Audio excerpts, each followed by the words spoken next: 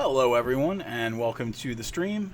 Today is going to be a little bit of a special one. I'm going to save my map making for Tuesday and Wednesday, but we're going to start kind of a new feature on my stream, on my channel, called Talking Tellest.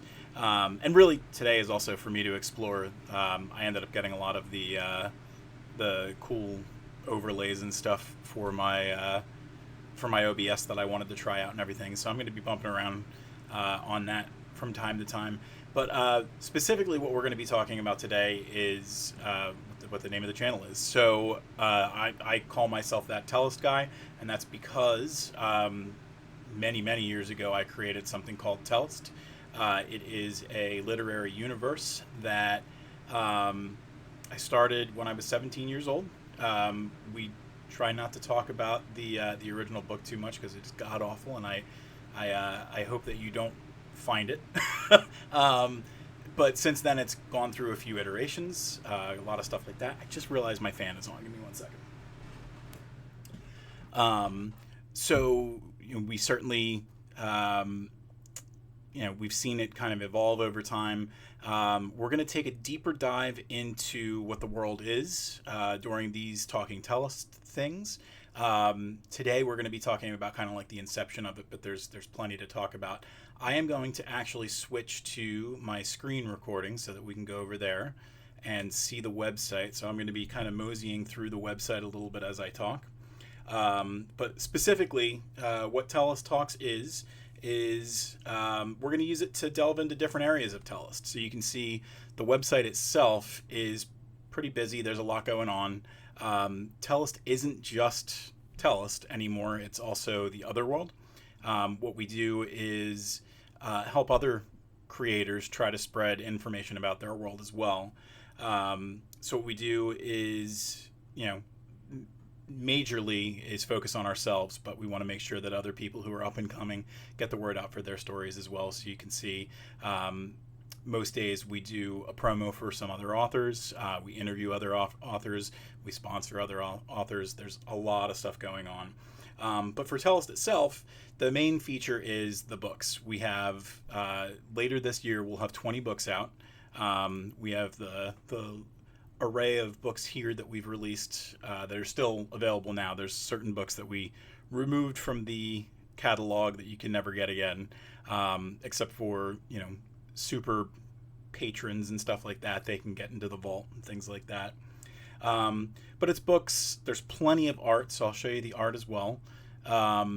We do a new art feature every Wednesday, so you'll see some of the authors that we work with. They get their stuff in here too, just because there's not enough room on the website for everything. So some of those get cleaned up as they go. But we have beautiful character art, sigils from the world. There's kind of crossovers between we also do games, so you can see there's some game art from the sequel to our upcoming tabletop sequel.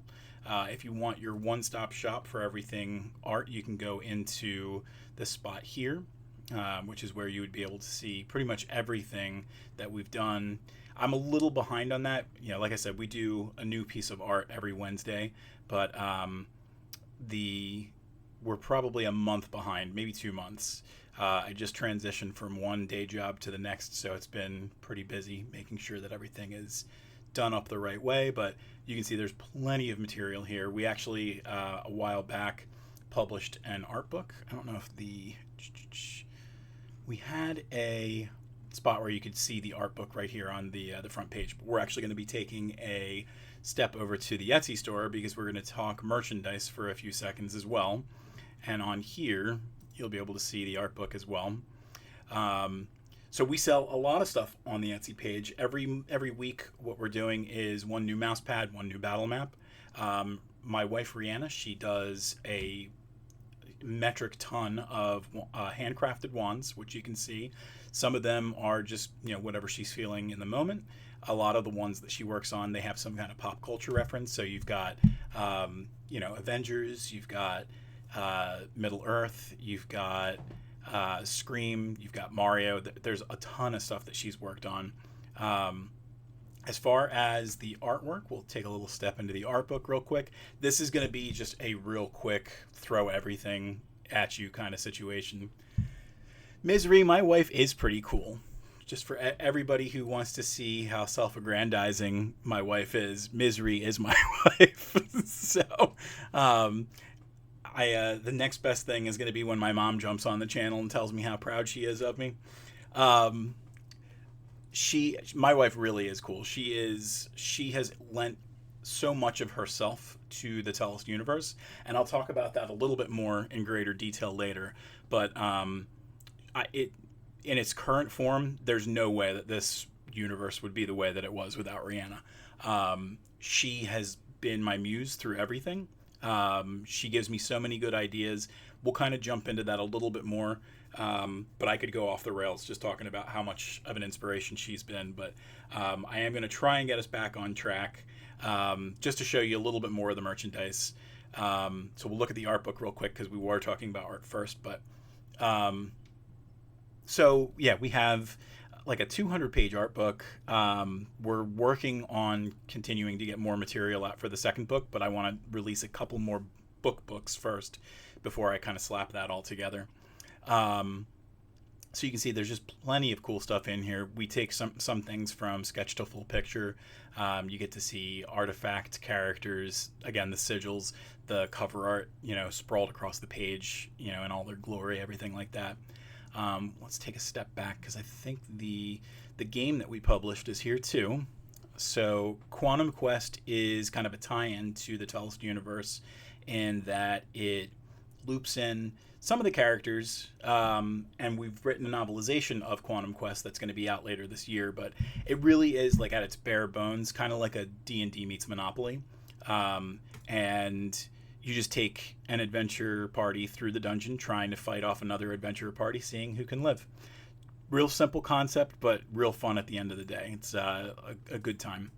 But I am going to step back to the Tellest website real quick because, again, things are just so busy. I'm just going to kind of let it linger on the What is Tellest thing for a little bit while I talk a little bit more about the world.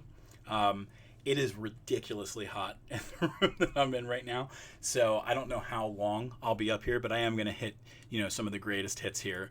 Going forward, what we're going to do is focus more on each aspect in a little bit more detail. So kind of today what we're doing is just giving you an intro to the concept, but later we're going to kind of figure out what makes Tellest tick, from everything to the books themselves to focusing on like an artist feature here and there, a writer feature here and there, because I'm not the only writer. Rihanna's written stories. We have a couple of other great authors who've lent their talent, and we're hoping to get more all the time. There's a lot of talent that really makes Tellest move, and I couldn't do it without all their help. So what is Tellest? We could read what was here, but really what it is it's the tagline. Our tagline is "The world is in your hands." And the idea behind that is it's an open fantasy world that I want as many people to participate in as possible. So at least in my close inner circle, we have my brother who helps me with the games. He was my co-creator in Quantum Quest. He's lent some help in creating characters. So one of our books is it follows a human adopted by dwarves with magical powers named Bolt Thunderfury. That's loosely inspired by Matt. I just wanted to kind of develop a character that would seem cool to him, and that was what we came up with. He also helps with these battle maps that you'll see that we do on the channel. His battle maps are so much better than mine. He has so much detail with everything that he does. We have very different styles when it comes to our maps, but I think that both of them are really cool. I think that you'll like Matt's maps when he starts streaming them as well. I'm trying to stick to a schedule that's a little bit busier, so I'm going to try and make sure that there's a map every week from now on. And on those weeks that Matt gets a map ready for us as well, I'm hoping that I'll be able to kind of release a map on Tuesday or something like that. Basically, I want to make sure that he gets his time to shine as well, but I want to try and just throw a lot of maps out there. I'm really excited about this. I haven't had this much fun on a side project for a while, and I don't want to let that go. So every Thursday, I'm going to try and get a new map out. And then on Tuesdays and Wednesdays, I'm going to kind of show you some of the techniques that I'm trying out, just give you a sneak peek of what I'm working on, those kind of things. So what about Rihanna? Rihanna is, like I said, the muse. She's already written a couple of short stories. We are a stone's throw away from her first feature release. She's written something called The Whispers of the Weirdwood that is a fun little tie-in to her wand making, side hustle that she's doing in the Etsy shop. And I've read enough of the story where I know that it's going to be spectacular, and to be able to kind of get in there and put my hands into it and kind of tell the story with her is going to be just really exciting for me. I'm really excited for that to kind of come through. She's been an art consultant across the board. Typically, if someone that I'm working with sends me a sketch or a work in progress, she's the first person that I go to say, hey, I'm feeling this way about it. How do you feel? We're usually on the same page. She has veto power over me. So a lot of times she tells me that I have to make changes even if I like something. So to all the artists out there who've had to make changes without expecting it, you can 100% blame it on her. I've always liked all my art, but she's very aggressive when it comes to making sure that everything looks a very consistent way. So it has nothing to do with me. She also, we do these things called what ifs, where on long road trips and things like that, we don't listen to music, we don't talk about the weather. She is always helping me to kind of expand on ideas. To with great power comes great responsibility, she says. Absolutely right. On those long road trips, we are coming up with ideas that would have escaped us before, and it's always fun, like unlocking those little tricks, those aha moments. Usually, before Rihanna gets involved, I kind of have those moments. They sneak up on me when I'm writing, but to have it ahead of time really gives it that oomph. Where you're going to be working towards. So it's great to have someone to kind of help you to reach those levels. So I talked about kind of who's made Tellest what it is, but we really didn't talk much about it except that it's a fantasy series, and that there's 20 books and there's games and there's art books and stuff like that. But to really get to the nitty gritty of it, we kind of have to explain what it is. So it's very magic heavy, and there's magic treasures, there's magic places, but more importantly, there's magic people, and that doesn't seem too far off when you consider fantasy's got a lot of magic in it. But what kind of sets Tellest apart is it's kind of like a Lord of the Rings meets X-Men. It's not that every character has powers or anything like that, but there is something called the strain that kind of falls upon the planet like this veil of energy that can sometimes bestow power upon people. So some of our main characters, they're the ones that have powers. We've got Adelia Cregan, who's got ancestral recall, so she's got the ability to kind of absorb the powers that her ancestors have had. So she's got a couple of magic users in her past, and she's able to kind of call on the magical prowess that they've had before. Her brother, Luca Cregan, he can kind of sense magic when it's near. So like he knew Adelia had magic powers before she was even aware of them. I mentioned Bolt earlier. His name is very Marvel kind of specific in that his powers are lightning based. We've got whole swaths of characters who have kind of like race-based powers. So the elves in Tellest, they have this thing where each tribe kind of shares a power. So our most popular elven character is a maiden named Vanathrin, and she's part of the Whisperwind elves. And the Whisperwind elves, they have the ability to teleport to anywhere in the world that they've been twice per day.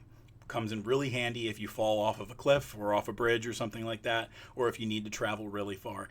Honestly, one of the coolest powers that I think I've ever come up with. I would really like to be able to rely on that whenever I went to work instead of having to commute 40 minutes, but we'll save that for another time.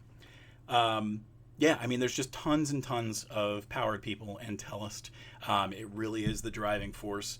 Um, but more than anything, it's a story about kind of acceptance, accepting parts of yourself, accepting that people are different than you. The most recent release that we've had is a book called The April's Fools, which I think kind of sells that idea a lot. The concept of that book is kind of most of the heroes at that point in that area of the world have all been, stolen away. They've been kidnapped because nobody really likes the idea of powered people. It scares certain people, and the people in power want to make sure that those people don't get in power. So it's left to the B team, not even the B team, the C team to kind of pick up the pieces. And they don't have a lot of faith in themselves, so it's up to two unexpected leads to kind of help them to learn more about themselves. So that's kind of the summary of the entire series in a nutshell in 17 minutes. It's not a lot of time to really say too much about it. But for now, what I'm going to do, like I mentioned, we're going to, when we do these Talking Tellest features, we're going to take deeper dives into various points of Tellest. Today's point is just going to kind of talk about where it all began. Not the story specifically, but kind of where the ideas came from and everything like that. So we'll talk a little bit as well about how it's evolved, but we're not going to take super deep dives just because eventually I will succumb to heat exhaustion up here in my recording room. But anyway, so the original idea, there was a couple of things that coalesced in the perfect way to make sure that this world could kind of have an inception. So the crossroads of everything was, I'm sure everybody's familiar at this point, especially if you're listening to a fantasy heavy and RPG heavy channel like mine. There was a game that came out called Baldur's Gate, and a sequel came out right around the time that I turned 17 called Baldur's Gate 2. And in that game, there was the ability to give your characters kind of like a profile or something like that. You were giving them a biography. And at the time, I was thinking, all right, this will be fun. I'm not going to spend a huge amount of time on it. It's part of a game, so I'll do, like a couple paragraphs or something like that. Coincidentally, at the same time, my favorite author now, who I had just learned of him then, was R.A. Salvatore. Great author. I cannot recommend him enough. And my aunt, who I'll talk about a little bit more in a few moments, she gave me one of his books. It's, I think, the only time that I've really ever been gifted a book, and it was his book, The Thousand Orcs. And I dove into that book and ended up buying every one of his other books. And it was just incredible. I lost myself in the world that he was building. And at the time, I didn't even realize that the two were connected. I didn't realize that Baldur's Gate and R.A. Salvatore were part of, the Forgotten Realms universe. And it just, it was just a happy, again, kind of crossroads for those pieces. So I mentioned my aunt. So my Aunt Tanya is probably, out of the rest of my family, the most creative person within my family. And I remember when I was younger, she used to babysit me. And, I mean, we're talking back in the NES, SNES days and stuff like that. So there wasn't a huge amount of things that someone 10 years older is going to do, with you to keep you occupied and entertained and everything. But what we did was she ended up making kind of a D&D light kind of game where she just put little squares on paper, not a grid or anything like that. Just, all right, you're here at the town square. If you go north, you're going to be, kind of like one of those old school text adventure games, but with, a little bit more concept behind it. And that kind of really gave me my love for role-playing games and things of that nature. And so that's the third part of this crossroads, but the fourth point was time. I just, by happenstance, had enough time after a test one day to really have time to sit down and say, all right, I have that Baldur's Gate game. I've been reading, so I've got a lot of inspiration, and I've got the imagination that my aunt has been giving me all these years.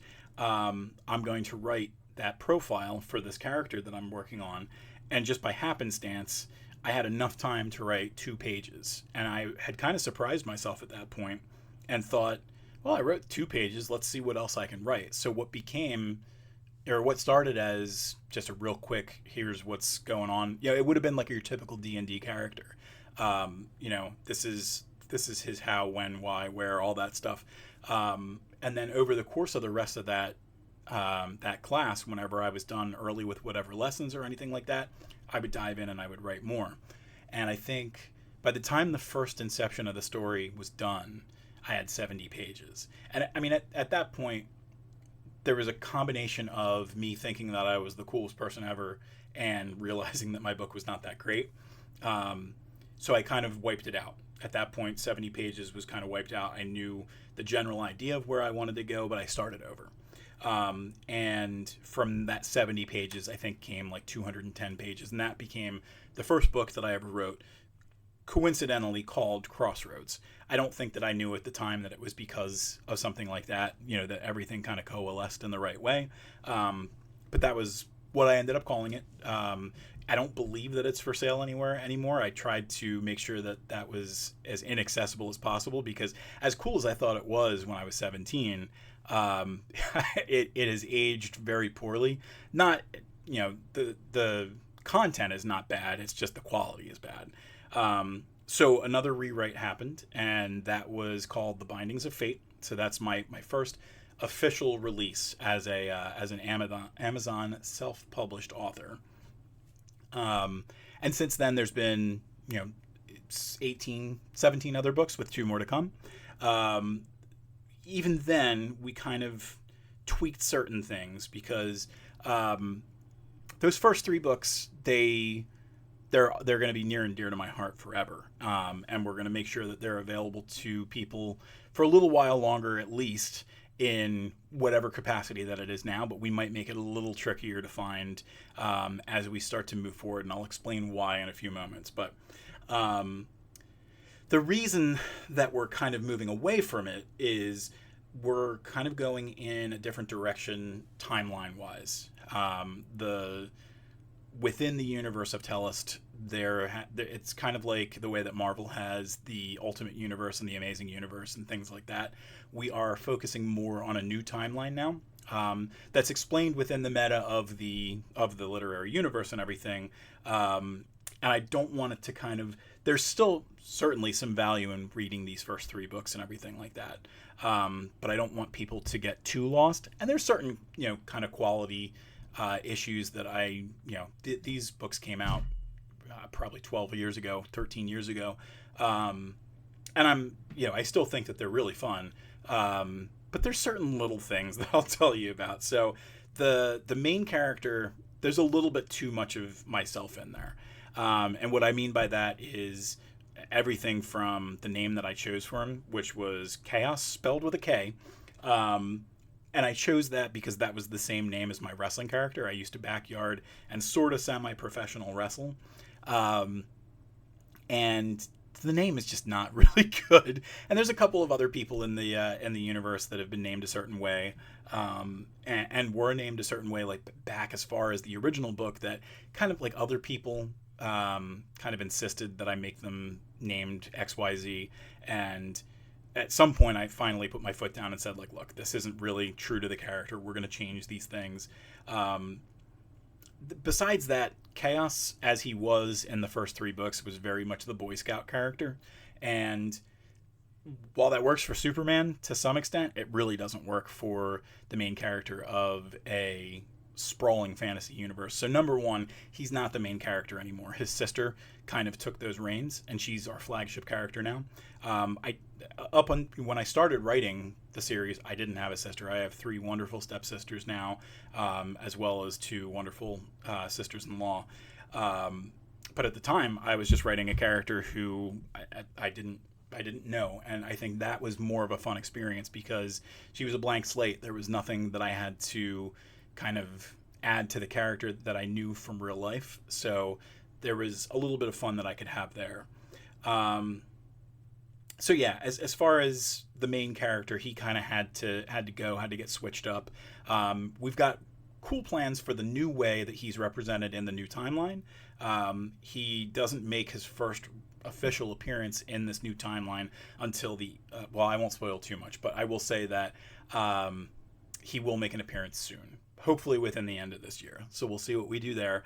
And some things just didn't land well in the original books. I still get teased all the time because some of my dialogue was just really silly. So like at the end of the very first chapter or two of the Bindings of Fate, there's a moment where my main character is getting driven through the main city that everything takes place in, and he sees another carriage passing that has a wolf in it, and his line is, "Stop the carriage, I know that wolf." I get teased to this day about that line, so much so that my wife actually had that kind of like screen pressed onto a hoodie, which I lovingly wear, but very much led me to want to walk that back a little bit, so that doesn't happen in the new timeline, or at least if it does, it happens off screen, so to speak. And then I'm not the only one, by the way, who's made wolf-based silliness happen within the Tellest universe. Once upon a time, my best friend Kev, who I'll talk about from time to time as well, he was writing a story within the Tellest universe also, and he ended up writing a scene where his main character, also named after his wrestling character, because again, as I said, I kind of got hard insisted into making characters based on people's names and stuff like that. Completely, antithetical to the way they are in real life, but that's, no matter. But his character jumped over a 40-foot tall wolf. And I don't know if he just didn't know how tall 40 feet was at the time, or if there was an excess of watching Power Rangers, but either way, that doesn't happen in the main timeline either. So the fun thing was, originally, with Crossroads, not a lot of people got to see it, and like I said, I would hope that you wouldn't go looking for it unless, you want to laugh your butt off. I did have a couple of teachers in school who were just amazed at that kind of thing, because a 17-year-old's not usually writing a story like that. I mean, these days probably, because these days things like Wattpad exists, things like that. But when Bindings of Fate came out and As Darkness Falls, the second book in the series, came out, that was just at the cusp of the time when Amazon was letting people self-publish. Not a lot of people had done it yet. And I happened to have just 2 books ready at the time. So I think within like 3 months, both of them came out. And unfortunately, I am notoriously slow at writing. Not that I'm bad at it or anything like that. It's just I'm very deliberate about what I'm writing, things like that. And these days, I'm lucky if I get 2 books done a year. There's so much life going on and everything like that. I have to fight for whatever free time I have.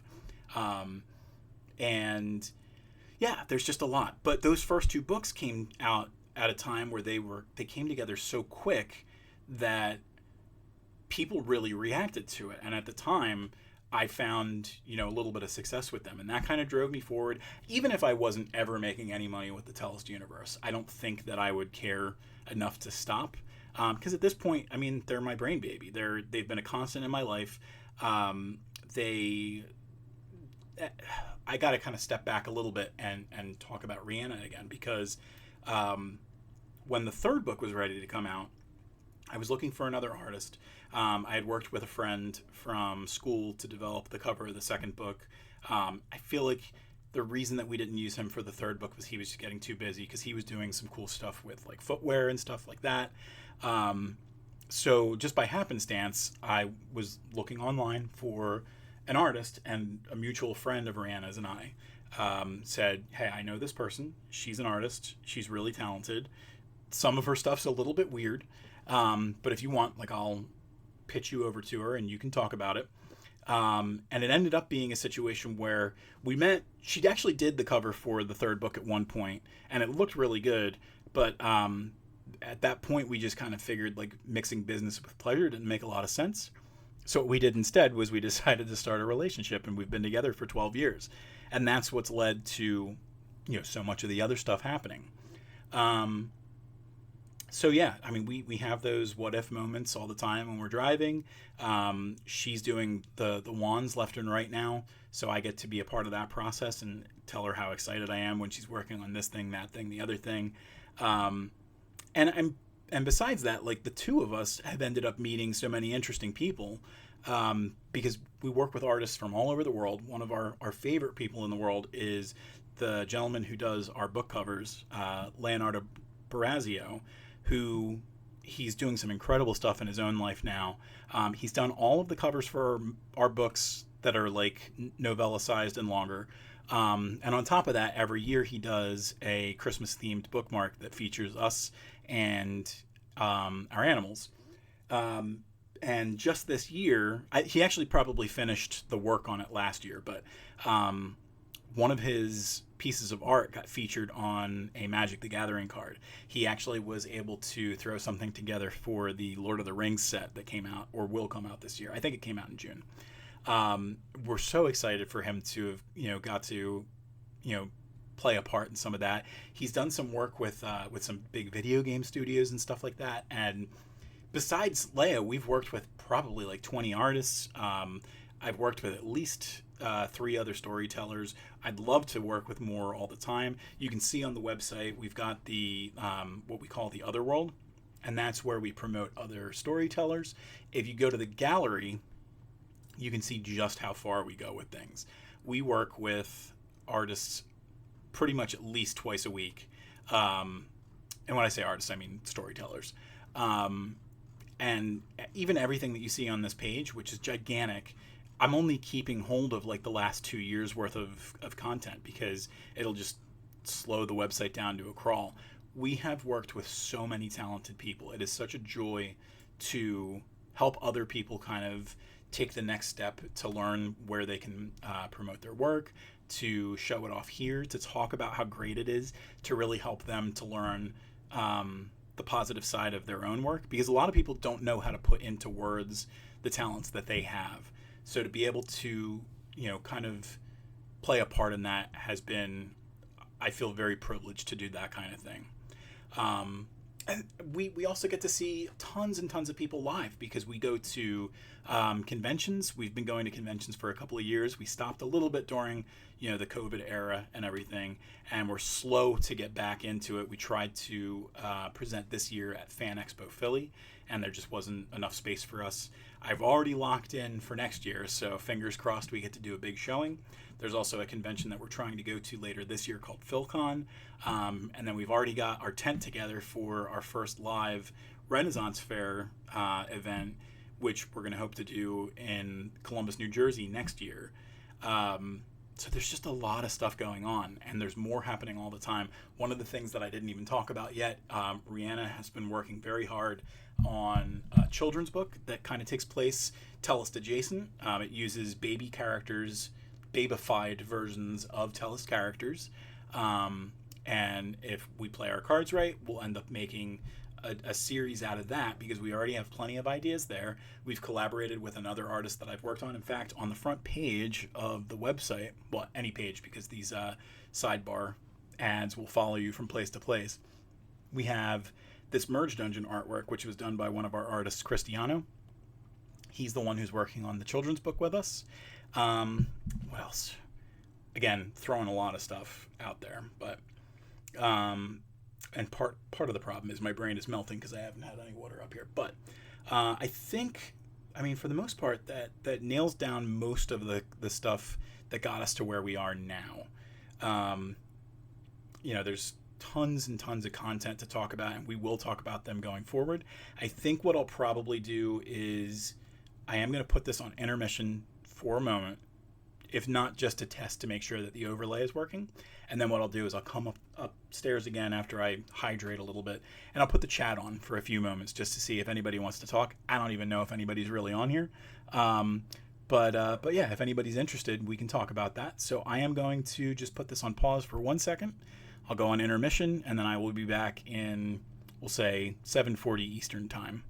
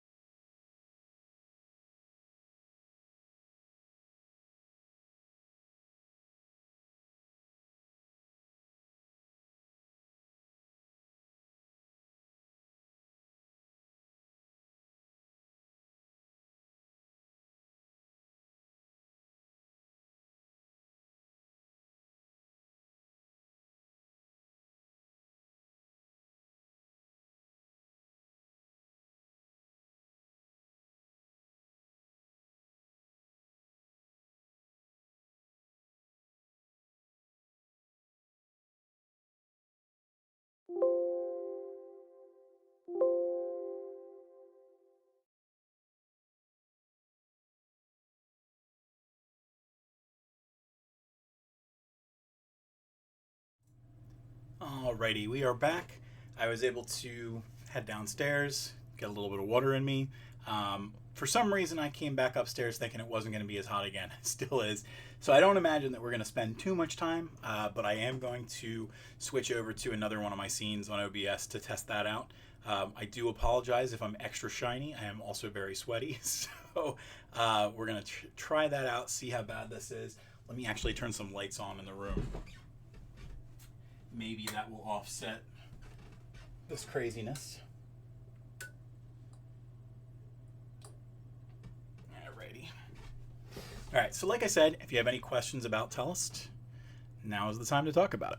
So I have a couple of elements that I plugged into the screen. I don't know that they're working. I do know that my wife had said a couple of things on the chat. It doesn't look like it followed into here, so Misery, if you're still listening, do me a favor and chat one more thing. I want to see if it comes up in the live chat over here. As I dab the sweat off of my face. Ah, there it is. I don't know that I like the font or anything like that. That's a little crazy, but let me see if there's anything that I can do to tweak that while we're talking. So, let me unlock that. Nope, that ain't right. Let me lock that, unlock that. Here's the chat overlay. Nice giraffe. I think that's your giraffe. And it looks like the chat just disappears when you talk, too. Well, I guess that we only see things very quickly up here. We're going to try it like that for now, and we'll see what happens. Tis. So, like I said, we're only going to keep this open long enough to answer some questions. If there aren't a lot of questions, that's fine. Considering this is the first Talking Tellest and nobody knows what it is, I don't expect a lot of questions to come our way. But I will try and stay up here for a couple more minutes at least to make sure that I'm not hurrying anybody off or anything like that. And then tomorrow, how about them doggos? We were just joking downstairs.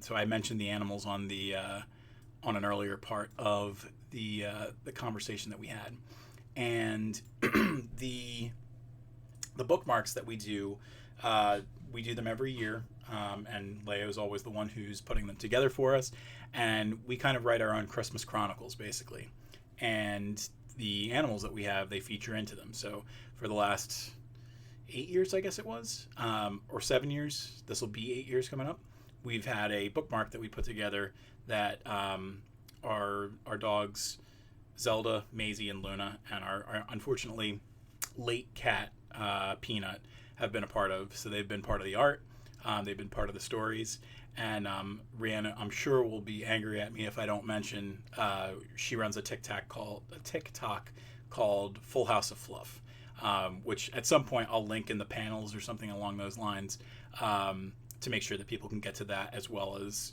everywhere else. Luna is an absolute riot. I mean, all of our animals are really cute and everything, but she's got such a big personality. She's always on all the time. So if you're ever bored and you just want a little bit of eye bleach, that's a place for you to go for sure. Let's see. I'm going to keep on tweaking some of these. In fact, I hear Luna barking right now. Let's see what else we got going on. Alrighty.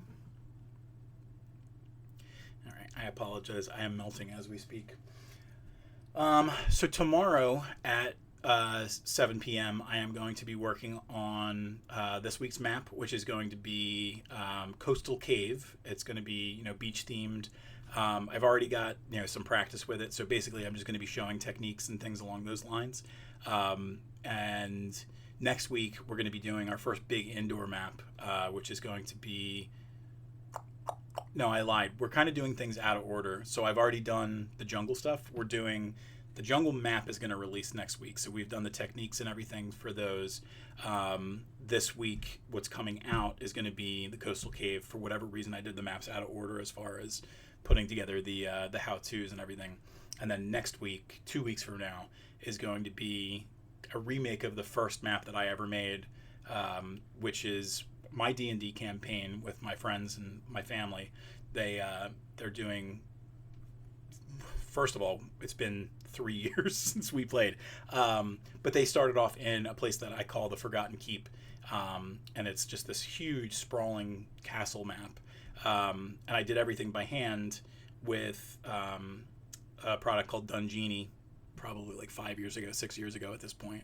And what we're going to do now that I have Incarnate at my hands, there's a lot more cool things that I can do there. So I'm going to be working on that, giving it, a fresh coat of paint and seeing what we can do there. So I'll show people how to do those new techniques, see what I had to do to kind of break, quote unquote, the stamps in Incarnate, because they don't give you everything that you need. I'm hoping that, they're always coming out with new stuff, but sometimes they're not exactly what you need. So, but there's alternatives and ways that you can kind of trick the system into doing what you need it to do.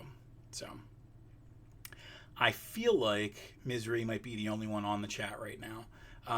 So I am going to wrap this up in a couple of minutes. I'm going to try the one last scene overlay that I have. And even if I don't hit any of the questions here, I'll try to make sure that I answer them next time. And this video will end up going up on YouTube along with all the other ones. It'll be in a Talking Tellest playlist, and then we'll just kind of go from there. So I am going to quickly cut this over to my Until Next Time scene and get out of this super hot room, and then I'll see everybody tomorrow. Thank you so much for joining me.